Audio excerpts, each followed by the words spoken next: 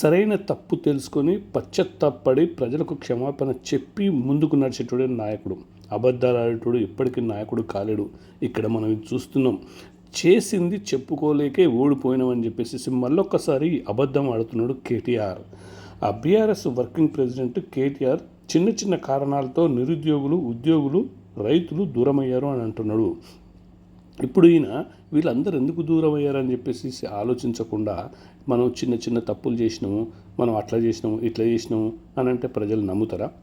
10 ఏళ్ళు రాచరిక పాలనలో ప్రజలు అష్ట కష్టాలు పెట్టి అరగోస పెట్టి ఇప్పుడు శుద్ధ పలుకులు పలుకుతే వాళ్ళు ఎట్లా నమ్ముతారు?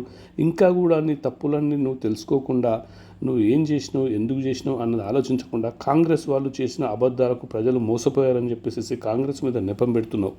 సో ఈ నెపాలన్నీ ఇంతకు ముందు ఉండాలి, ఇప్పుడు కాదు కదా. సో ఏది ఏమైనా ఇప్పటికైనా బుద్ధి తెచ్చుకొని ప్రజలకు మంచి చేయాలని ఆలోచిస్తే బాగుంటుంది.